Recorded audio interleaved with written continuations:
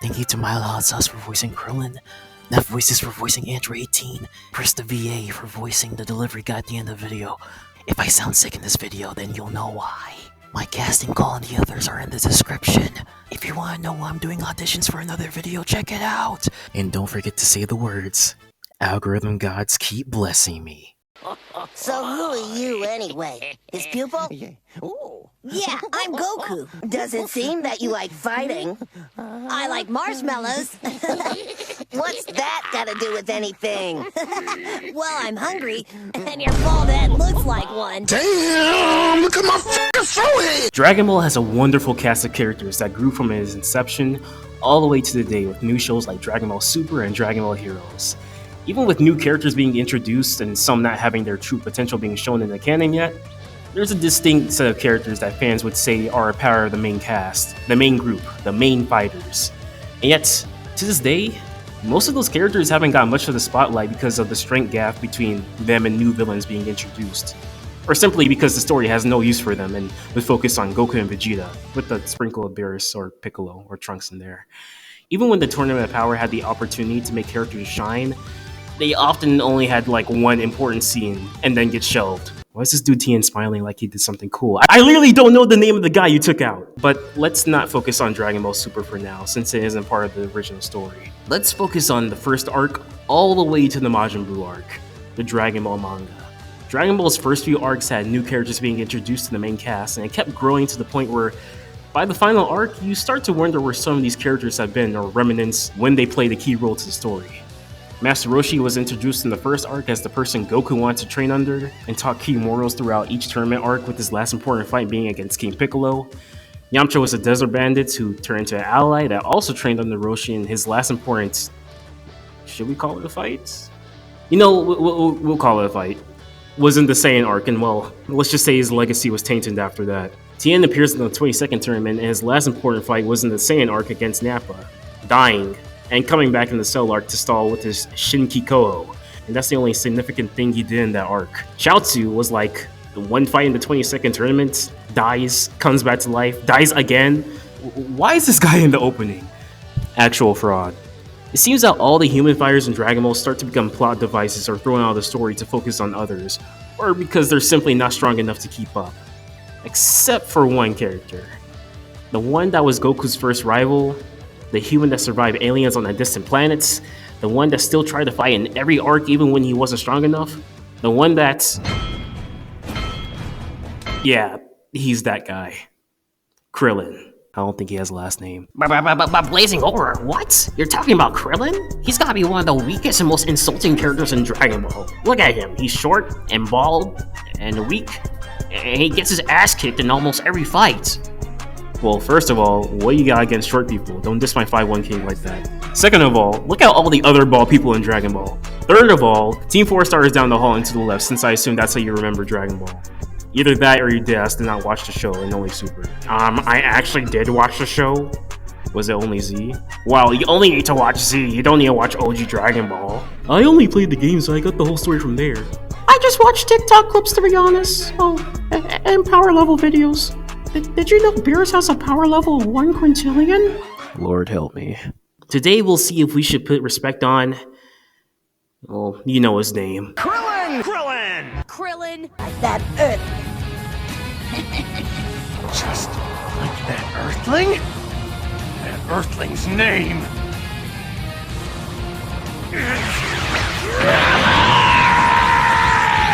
Feeling low in your aura? Well... This is what you need.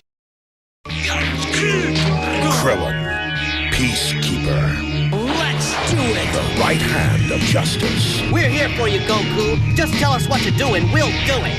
In the heat of battle, there's no one better to have by your side.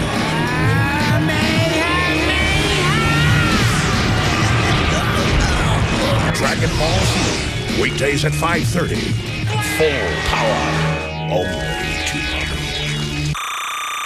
Krillin is Goku's, supposedly, best friend who first appeared in the second arc, the 21st tournament arc, and occasionally played a major role in the following arcs all the way to the end.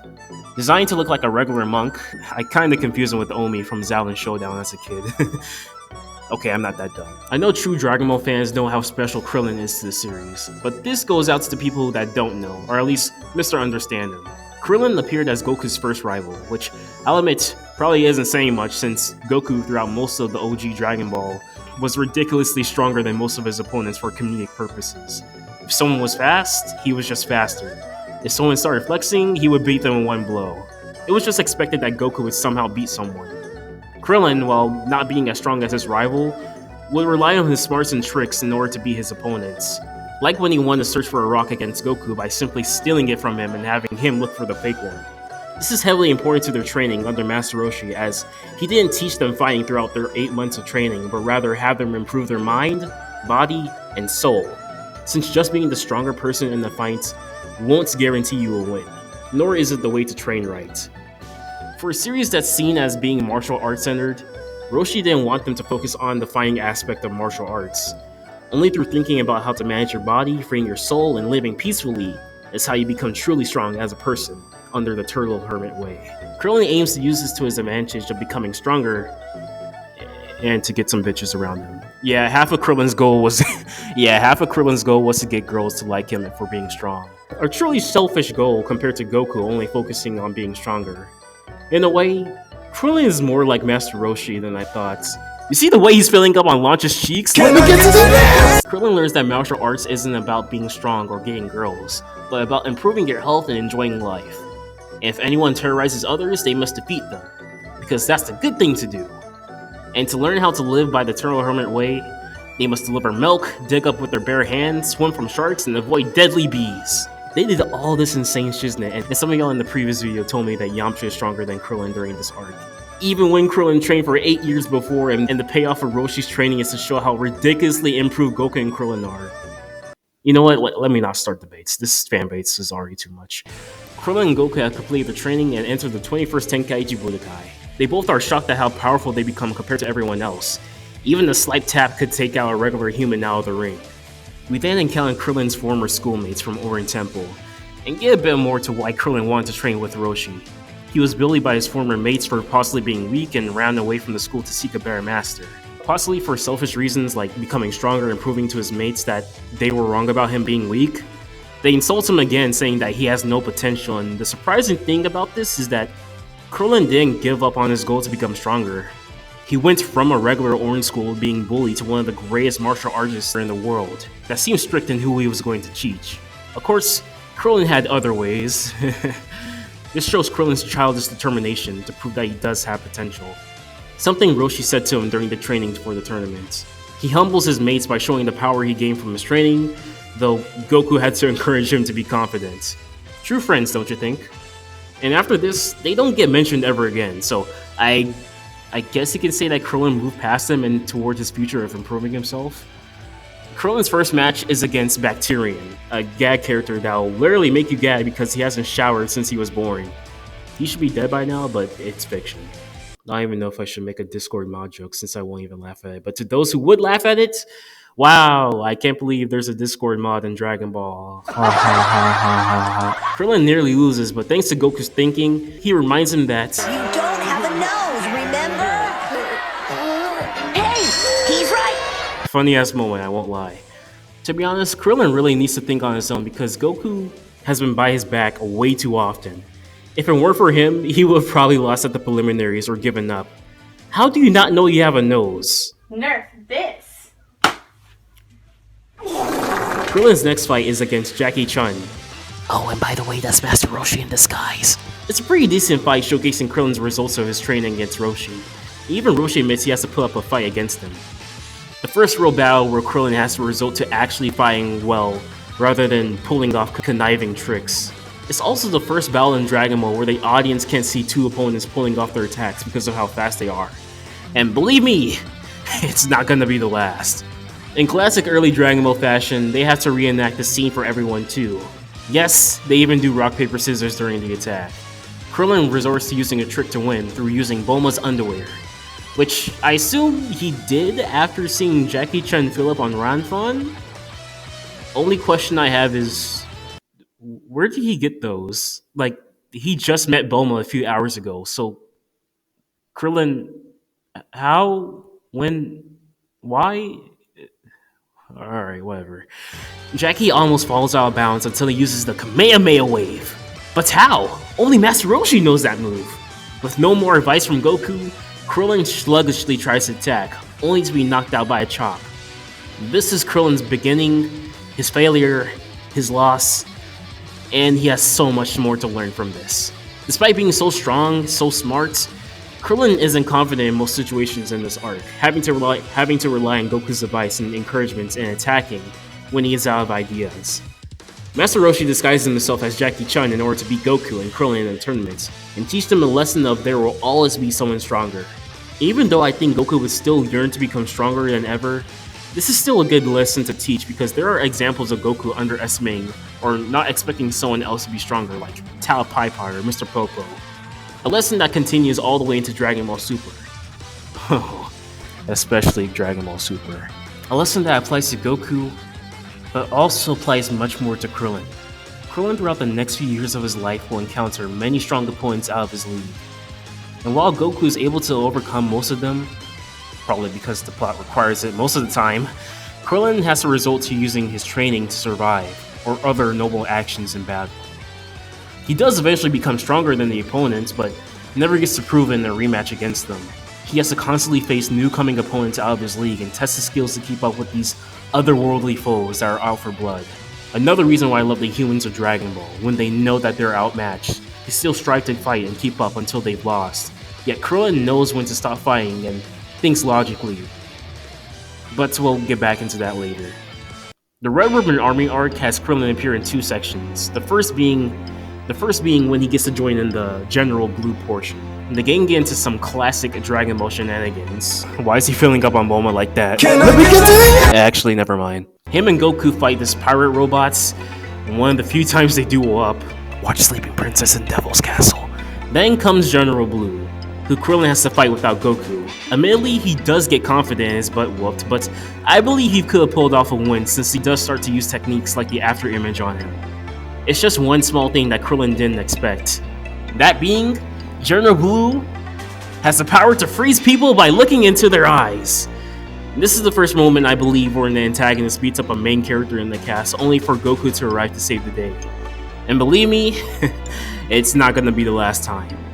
Far from it. Bulma tries to seduce Blue, you're 16 by the way, only for it to not work because he isn't interested in women. And I don't know what version of the manga y'all read, but I don't know what's the true translation. In black and white, she says this, but in the color version, she calls him a... You need to leave! Toriyama, what did you mean by this? Oh, I get it. He was a... Goku manages to beat Blue badly, but is also taken down by his special power. And before he's killed by a one pump, actually, will he die by that? If it can happen in Fortnite, then it's canon. He's saved by Master Splitter, and all of them escape the cave. Next portion of the Red Ribbon Army arc is the Fortune Teller Baba tournament, in which Krillin is the first to fight in. He faces a vampire who sucks his blood, and because Goku opened his big mouth, Krillin is the first to lose. Though he isn't useless during this portion because he makes an effort to use his thinking to the test to help Yamcha in his fight against the Invisible Man. His big move was a scene that I didn't show in the previous Yamcha video, go check that out by the way, but I guess I'll show it here. Okay, now! She's 16 by the way. From the second arc to now in the story, Krillin proved to be resourceful and a good fighter in combat, but still a prodigy in training since he's either way too confident, not confident enough, and hasn't got many W's yet. But with 3 years of training, maybe he'll improve in the next arc, the 22nd Tenkaichi Budokai arc. The gang is back and better than ever. Too bad Krillin is still short though. This arc is where we see Yamcha's darker mirror and rival Ten Shinhan, Master Roshi's rival Suro Sennin, and Krillin's rival Shoutout. And it doesn't look like he talks a lot though. Oh wait, I think he's about to say something. Whoa! Oh, that's no. In the sense that, no. You know what I mean? Like, when I'm saying that... Toriyama, you gotta chill out with these words you use, damn! At least it doesn't get worse than... Oh, come on! Oh, that's no. In the sense that, no. You know what I mean? Like, when I'm saying that... Krillin has a pretty good match against Shoutout, having trouble with his movement and the powerful Dodanpa. But he gains the upper hand when he finally learns the Kamehameha wave on the first try. Krillin is about to win, but there's one thing he didn't expect. That being Shoutout has the special power to freeze people. Wait a minute. You already gave someone that power. Oh, but it's different this time because his psychic power comes from his hands. Fine, now let it slide. But don't do it again, Toriyama. Luckily for Krillin, Shoutout isn't smarter than a 5th grader. And Krillin beats him with the power of mathematics. I guess Roshi educating them like regular children did work out. This isn't going to convince me that y equals mx plus b is going to help me in real life though. The next match Krillin has is a huge one. He has to fight his turtle schoolmate, Goku. It's a given that Goku is going to win, and even Krillin knows that he can't beat Goku, being that their first scuffle resulted in Goku winning, and he, as well as Yamcha, didn't want to fight Goku in the quarterfinals. I guess Goku being in the Red Ribbon Army shook the cast. And yet, my respect for Krillin goes higher than before because he doesn't let his cowardice get the best of him. He urges Goku to go all out in his tournament level power in their fights. Krillin reassures himself that he will win against Goku. His training for 3 years will prove in this moment. The fight between Goku and Krillin is without a doubt in my top 10 Dragon Ball fights of all time. I probably said this before, but fights in this series where it seems that two fighters are equal even though they aren't, have got to be my favorites. And the anime adaptation adding amazing choreography cements that. Sure, I love the flashy and beautifully animated scenes of Dragon Ball Super, but some of them don't really make my top 10 because my eyes can't really keep up with all the action on the screen. I guess. I love Gogeta vs. Broly, but sometimes I have to rewind just to see what the hell is going on.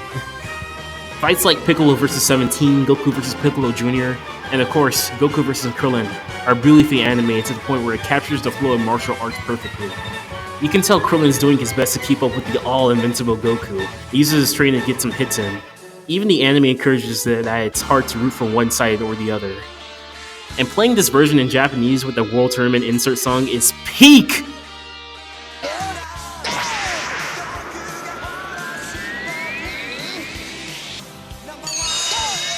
That's bright! I did it!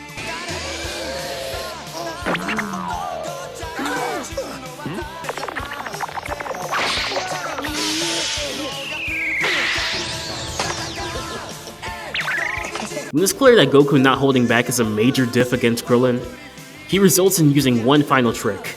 Back to Krillin thinking about weaknesses rather than fighting, which I love so much about him. He fakes a Kamehameha way to grab Goku's tail! Goku's biggest weakness. Krillin finally outsmarted Goku in the battle. Winning it isn't all about strength. It's about wits and how you gain the upper hand against your opponent. Yeah, Krillin didn't know Goku trained his tail during the 3-year gap. But man, if Goku had trained his tail, Krillin would have gotten his victory for sure. Oh well, it is what it is. Goku promises to teach Krillin the move that secured his victory, but he won't be able to because of what happens later. The first major turning point in Dragon Ball story is when Krillin dies. Krillin is gone. It should have been me. Please don't go. Before, Goku had someone who had lost their loved one and chose to avenge him. This time, it happens to him, to his best friend, and he's furious. I like how this cements the bond between Goku and Krillin as best friends. We saw only a few glimpses of them training together, and Goku leaves for another 3 years, but the time he spent with Krillin is when he knew he can call him a best friend. I'm sure he would have been angry if Yamcha or Bulma were the ones that got killed, but I'm not sure if he had the same reaction to seeing them die compared to Krillin. Either way, Krillin becomes absent from this arc, and is the main driving force for Goku wanting to kill King Piccolo. Krillin had made himself an important character in this series that he becomes a major plot point of the arc. He kinda gets replaced by Yajirobe in this arc because Goku says he sounds like Krillin, and in the Japanese version of the anime, he's voiced by the voice of Krillin, Tanaka Mayumi. Krillin thankfully gets revived at the end of the arc, but isn't able to thank Goku for another 3 years. Man, for best friends, Krillin barely gets to see Goku at all. He leaves for 3 years, twice, then 5 years, then is gone for another 2 years, then is dead for 7 years. This has to be the most jarring platonic on and off relationship I've seen. The 23rd tournament arrives and Goku has grown into a strong 5'9" young adult. And Krillin, yeah, he's 5'2". And since he stopped growing at 18, he isn't able to grow past this. But let's not diss men under 5'5". Respect them. Respect the 5'5" kings. Krillin is grateful for Goku reviving him, and both can have the opportunity to get revenge on Krillin's killer, in a tournament-friendly way. Krillin vs. Piccolo Jr. is an underrated battle. Krillin doesn't even know that this is Piccolo at all and goes all out in his battle against him. Both underestimate each other, and Krillin showcases moves that will be used in later arcs, like a former version of his Scatter Bullets, the ability to fly, which Goku used to defeat Piccolo, and a turn Kamehameha Wave. And of course, the best technique of them all, forfeiting. This is the moment where Piccolo and I see Krillin as an honorable martial artist, and going forward, he knows when he's up against something that's above his level. A huge part of why I love Krillin so much is because he knows when to be realistic. Even if there is hope that he might be a stronger opponent, he's kind of relatable just for being a human who estimates his opponents fairly well. He knows he can't win. He knows when to keep fighting until his last breath or when it's reasonable to retreat because he's only human. Him knowing when to give up after putting up a great fight is only the start of this journey. Krillin, without a doubt, is humble. But this is only the tournament. This isn't going to be the life or death situations like what's going to come up in the future. Going forward in the next few arcs, Krillin becomes a major player in the story arcs that aren't tournament-based. He's one of the few humans who are still important to the story, funnily enough. The only non-tournament arc he was important in so far was the Red Ronin Army arc for a few parts. The next arcs are Krillin's most stressful years. The two-parter Saiyan and Frieza arcs are the worst years of Krillin's life. Hey,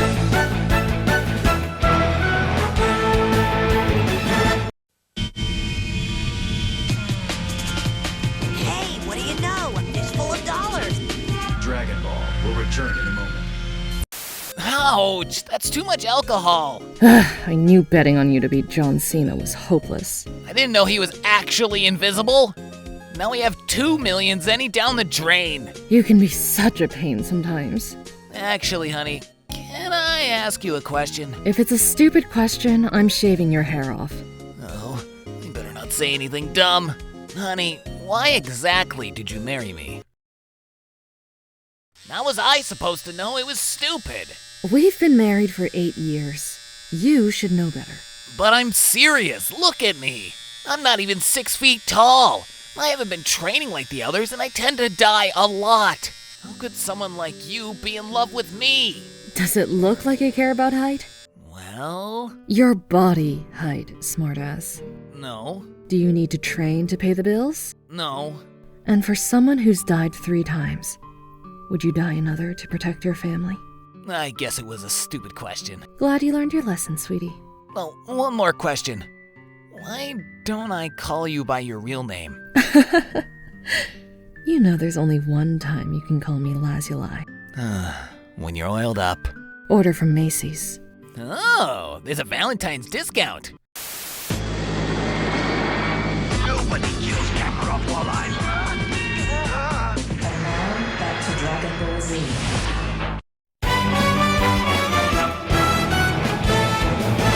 5 years have passed, and Krillin reunites with Goku and his son Gohan. Pretty sure he's shocked that Goku had sex before him. Anyways, a new villain named Raditz arrives, smacks his tail and puts Krillin through the house, ends up making Goku sacrifice his life, and reveals that there are 2 more stronger Saiyans arriving in a few months. Goku, the strongest man in the world, has been killed. His best friend that showed up after a long time, and now Krillin has to train to fight off 2 beings that are way stronger than Goku, and watch Piccolo take his son. The amount of pressure put on him in a single day is immense, and it doesn't help that he has to break the news to Chi-Chi in the filler. When the Saiyans arrive, Krillin is able to show his accomplishments of his training with Kami. He becomes the MVP by being the only human to survive the Saiyan onslaughts, besides Yajirobe. But being the only ones to survive means that you have to witness the horror of your friends dying. Yamcha risks his life so Krillin won't die twice, and he gets blown up in the process. Yamcha and Krillin's friendship is kind of underrated, and I wish we got to see more of them together since they both trained under Roshi. Krillin, fueled with rage, kills most of the Cybermen, who are as strong as Raditz, in one move. He teams up with Piccolo against Nappa, though they barely do damage. He witnesses the death of Chaozu and Tien, tries to prevent Gohan from getting killed, and uses his ultimate move, the Kienzan.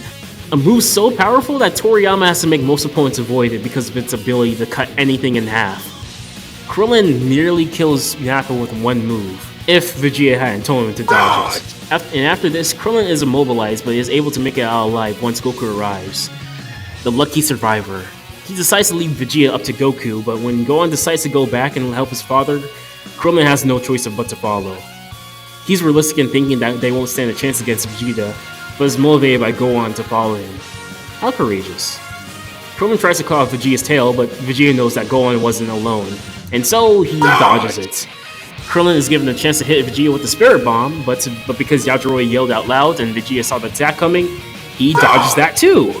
Like, come on, Toriyama. I know Krillin is a key player for helping in this arc, but at least make one of his attacks hit on solo rather than having Gohan help or someone else do it.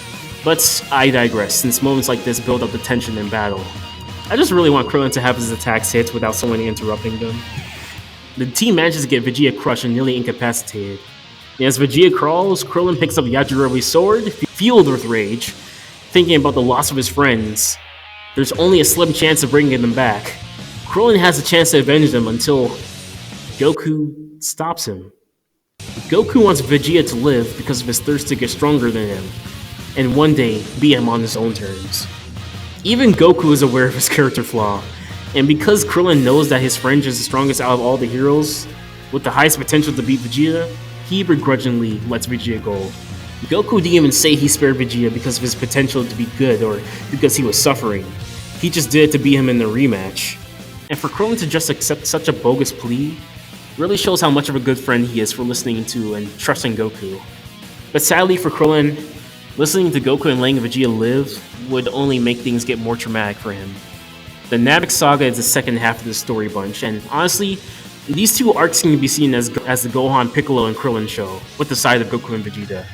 This arc, in my opinion, is Krillin's best arc, in terms of how he gets through the high stakes and how he'll impact the story here and going forward. The gang head to Namek in order to find a new set of Dragon Balls to wish their friends back to life. Another Dragon Ball adventure. This should be easy.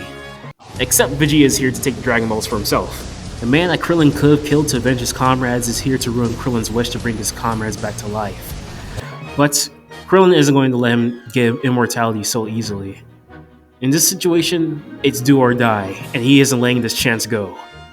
Except there are other people around Vegeta's power level aiming to find the Dragon Balls themselves. This is where Krillin has second guesses and suggests going back to Earth in order to get stronger, except the ship gets damaged before they can enter it. Okay, so they stick with their current plan. There's still hope probably, except that the strongest being in the universe is there and also hopes to wish for immortality. Like, do you get why I think Krillin is the most relatable in this situation at this point? If it were me, I would have probably had a heart attack by now, or take the ship in. Sayonara, nigga! Krillin's realistic thinking is at an all-time here. He only wants to fight foes that he knows he can beat. He tells Gohan not to cause a scene or else everything they've been fighting for will be in vain. Nah, I'ma do my own thing. Even though he knows he'll die against stronger foes, he pushes ahead to the best of his ability. He knows that it's a struggle without Goku's help. He's breaking his back, having to take care of Chi-Chi's son, and worst of all, he has to work with the man that killed his friends. Truly the worst year of Krillin's life, ain't it? Who knows, maybe you'll bag one if you live to see the day. Krillin getting his potential unlocked is a weird plot point because it doesn't benefit much from battle besides survivability against the Ginyu Force. I see it as a plot point to have Vegeta realize that the Earthlings are on Namek now, and to make it more believable that he and Gohan can fight some of the Ginyu Force, closing down the power level gap by a little. Some people think that with Krillin's potential unlock, he becomes stronger than Tien up until Buu. I'll let you decide on that, and don't use filler as evidence, by the way. Krillin has no choice but to have Vegeta get immortality to face off the Ginyu Force's intervention. Against his will. You can really feel how helpless Krillin is after working so hard to avoid this outcome. But even then, the Ginyu Force snatch the balls for themselves and face off. Krillin and Gohan to go against Guldo and make a good tag team against him. But little do they know that Guldo has a special power to freeze people. Oh, come on! Bro. Toriyama. This is the third time he gave someone that ability. Alright, I'll let it slide since it's just stopping time or not telekinesis or psychic powers or whatever. Krillin and Gohan are about to attack, but little do they know, Guldo has a second ability to freeze people through telekinesis. Thankfully, Vegeta saves them through chopping off Guldo's head in the manga. Holy shit. You know, as much as Krillin wanted to kill Vegeta, having him live was the best thing to happen to him since he takes out most of the bad guys for them. It's just Krillin and Gohan's sneakiness and luck that they're still alive. The fight with Raccoon isn't much better, as Vegeta gets mollywopped despite the others trying to save him. But at the last second, Goku arrives to save everyone. Doesn't this scene sound familiar? Who cares? Goku beats up the Ginyu Force, Krillin and Gohan have a good scuffle with Ginyu Goku, and Goku sits out for some of the story. Again. Krillin risks his life to find a password even if Frieza might be there, but thankfully Dende is up there to help him on the way. Krillin and Gohan try to sneak past Vegeta and make sure they get their wish because having Vegeta receive immortality isn't any better than Frieza. Despite this, Vegeta wakes up and it seems that they're going to have to grant him his wish in order to beat Frieza. Kinda sucks you have to listen to the man that killed your friends and hope by a 0.0001% chance that he'll spare your life once he gains immortality because you're weak compared to him. And the other guy will most likely kill you. Throughout this arc, Krillin is frustrated that he has to work with his arch nemesis, and tries to find any single way he can to earn his wish without the everlasting consequence of Vegeta or Frieza becoming immortal. It's a rinse and repeat of sneaking, negotiating, and complying because he knows his place in all of this, hoping he doesn't come to the conclusion of, what was it all for then, if we end up failing? But there's no time to think about that since Frieza's here! I hope you're satisfied. The three of them may stand a chance against him, but nope! Frieza has the ability to transform, and it's not even his final form. And who's the first victim to take on this form? None other than Krillin. Krillin saves Dende's life, but at the cost of his own life. And the Z anime dragged this scene for an unnecessary amount to fill that 22-minute runtime that they couldn't even air on Cartoon Network in English for the first time. Like, they have him riding Frieza's horn, like 15 times before he gets thrown off, while Kai in the manga doesn't have this sequence at all. What sick fuck-toy thought of that? In one swoop, Krillin, who tried surviving as long as he could on the planet of beings far stronger than him, aiming to kill him, isn't able to revive his friends, and dies at the hand of Frieza. Except that he isn't dead, and he saves Gohan's life at the last second. This is a top 5 Krillin moment here, because he was so close to killing Frieza with his overpowered Ki Enzyme. But because the move is so overpowered and the story has to continue so Goku fights Frieza, Toriyama makes Frieza barely dodge it and cut off his tail instead. To be honest, Krillin should have cut him when he blinded Frieza with the Taioken instead of asking Vegeta for help, but we'll move on past that. And the craziest part is that when rereading the manga for this video, Frieza was so pissed off that Krillin cut off his tail, even though he can grow it back, that he says he'll blow him to bits so he'll never come back. Surely he's kidding, right? Right? Hell no!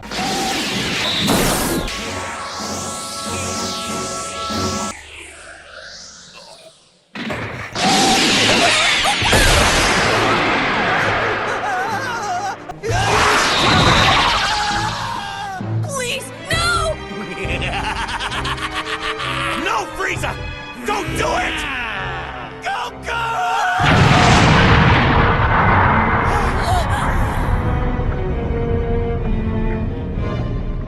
I think the brat should go next. You ruthless, heartless bastard!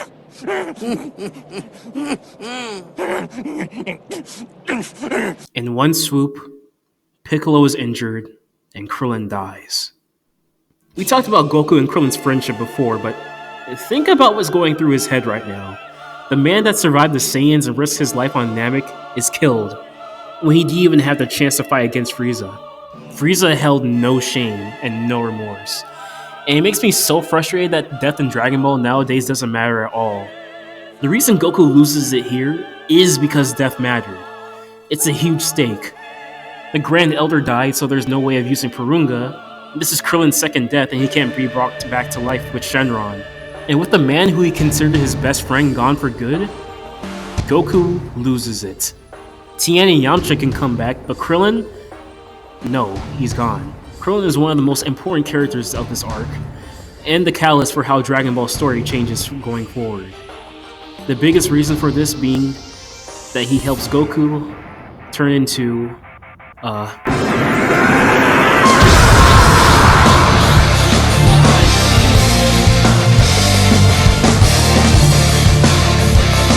Krillin helps Goku become the Super Saiyan of legend. Honestly, it would be pretty funny if Goku turned to Super Saiyan because of Chaozu dying twice, but let's move on from that. A Goku that's not like the Goku he was before. A Goku all set on rage and making sure Frieza pays. A Goku fighting because he wants to prove that he can beat Frieza, but also avenge Krillin. Okay, maybe he has acted like this before, but damn it, it's freaking cool in this moment. Krillin can't be brought back to life with the Dragon Balls a second time! And I refuse to take the death of my best friend sitting down! He was a good man! One of the bravest I've ever known! The fate this bastard dealt him was the last thing he deserved! Goku! 木っ端みじんにしてやる。あの地球人のようにな。あの地球人のようにだと。クリリンのことか。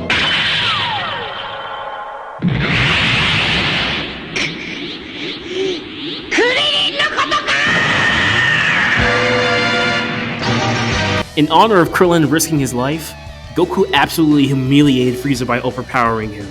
The bond between Krillin and Goku is a really special part of the story, and I'm glad that Toriyama was able to make his role in the Frieza arc pay off.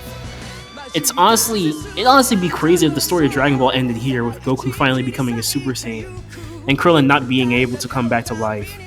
Truly a bittersweet ending. But there's still some things that have to be resolved in the story, like Gohan's potential and other things. And in the end, Goku defeats the being that destroyed his home planet, killed his father, killed millions of innocent lives, and most importantly, killed his best friend. Don't worry, they get revived in the end. Because Dragon Ball doesn't end on sad notes. As much as I made the Saiyan and Frieza arcs look like Krillin's best role, I can't ignore how much of his character I adore in the Cell arc. The androids or Cell arc is where the humans of Dragon Ball try to keep up with the Saiyans, but ultimately become overpowered by them. Like I said in the Yamcha video, I like the idea of characters realizing that they'll never keep up and retire their training, but at least have them do something more before they get shafted to being the background character. Give them a ceremonious leave. And don't worry, some of you asked for a TN video, we'll get into them later. Pause. Also, some of your comments on the Yamcha video was freaking hilarious. Yam champions, Wolfang warriors, like, you guys are amazing. Back on track. Krillin stays on the sidelines for most of the Cell arc, but still tries his hardest to be involved. He's basically the recovery guy. I call him Senzu Bean Daddy, but that's more of Yajirobe's thing. Ah, what the heck. Thanks, Bunny! In the original timeline, Krillin dies at the hands of the androids, but in this timeline, he bonds with a woman who'll change his life forever.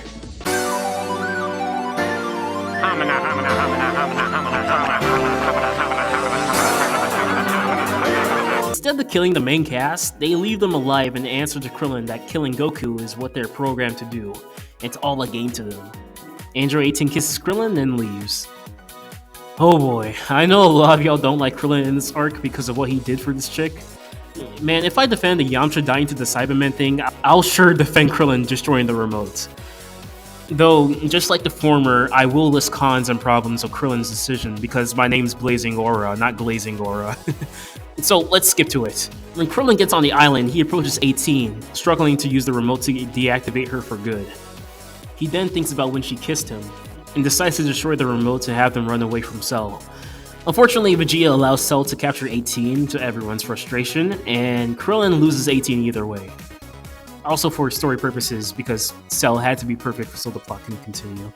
So I think it's a no-brainer that Krillin did this because he loves 18, but I think there's more to it than just I was horny.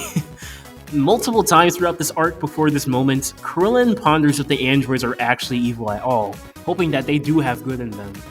He suggests that they not continue their plans and wonders what they're really after, only to get the response that they were programmed to kill Goku no matter what.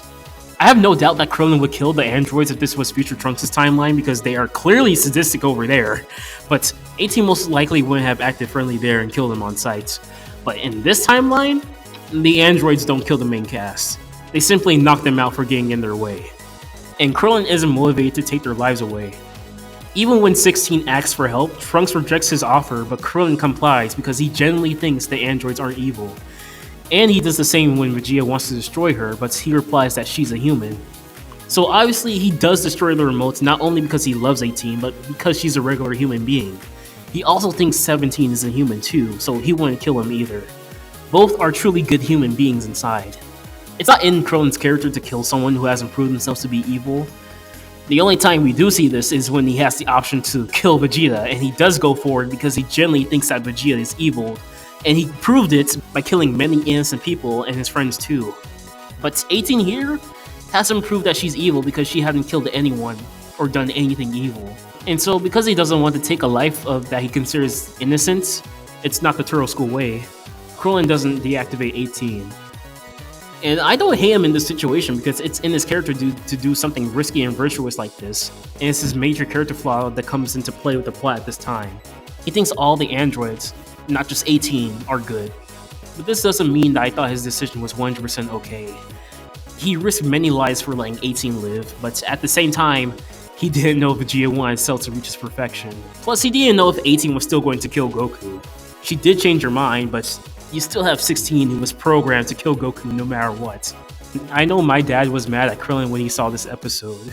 By a show of hands, how many of y'all would have destroyed the remote to let 18 live? Oh, tough crowd. Okay, how many of y'all would have done it to potentially get some android cheeks? Ah, now I gotcha. So everyone say with me.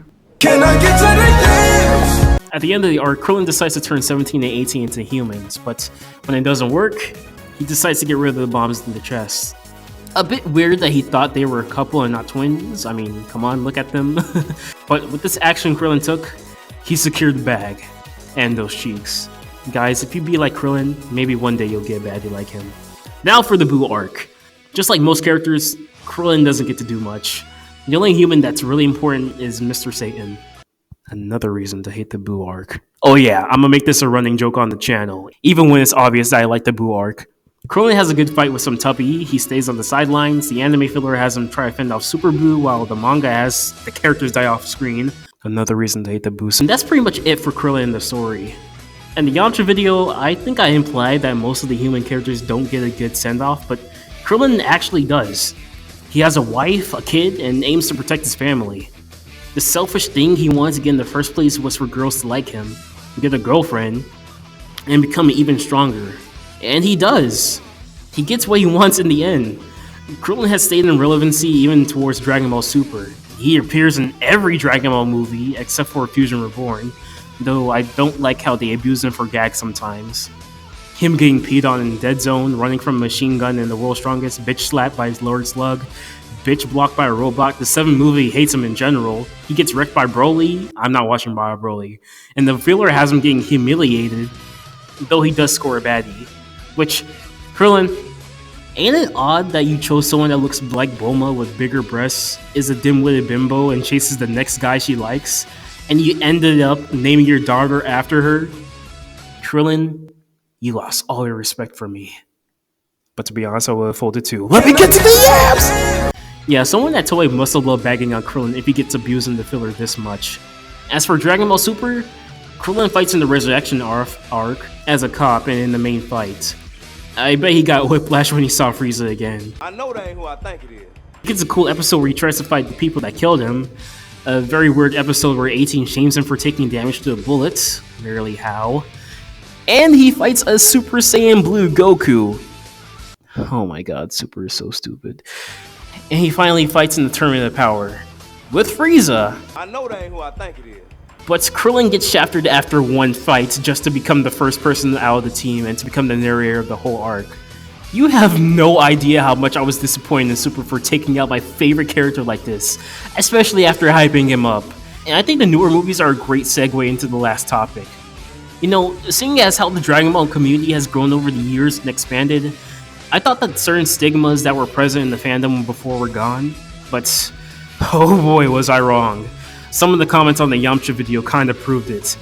I thought the Dragon Ball fans don't watch their own show meme was overdone, but nah, a lot of y'all still make this meme relevant. It's honestly kinda sad.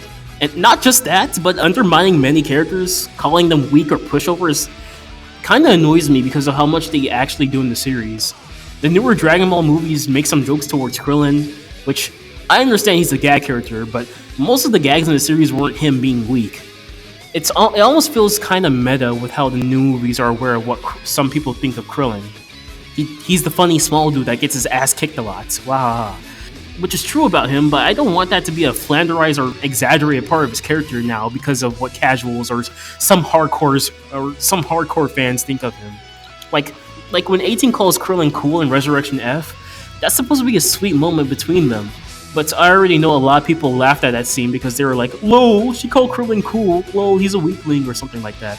Or when I watched the Broly movie in theaters, people were laughing at Krillin's exploding death, which I get it. It's a popular meme, haha, Krillin go boom. But it kind of irked me how a serious moment like that turned into a meme. It made some people think less of Krillin. Same with Yamcha's thing. And when I saw Superhero in theaters, the people next to me laughed when Bulma made a joke about Krillin being weak, and I was just like, oh brother, I get it already. When are you going to stop making this joke? And heck, I almost got into an argument with someone saying that it made sense for Krillin to be kicked out of the Tournament of Power first because he was weak. Like, what?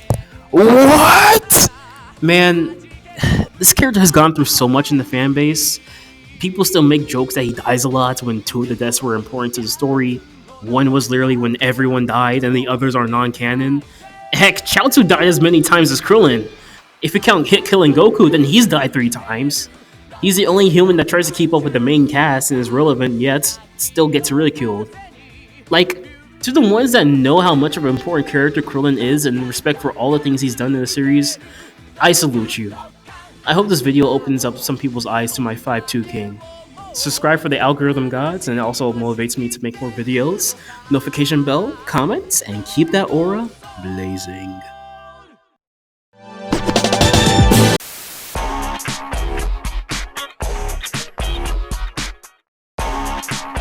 Hello? Yeah, they're all out of oil. So I decided to replace that item with a fire extinguisher. What? I don't want that. Why would you choose that? Apparently, they're the same price. That damn Valentine's discount. Well, at least I get to have the pizza. Yeah, about that. This pizza might get cold, and your house is like 2 miles away, which seems a long distance to travel. So I might as well head back. That's only 9 minutes away.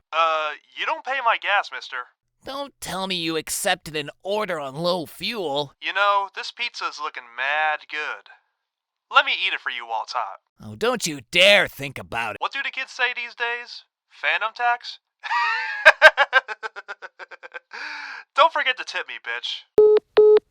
The nerve of that guy. Oh, I'll be sure to give him a tip. I hate Valentine's Day.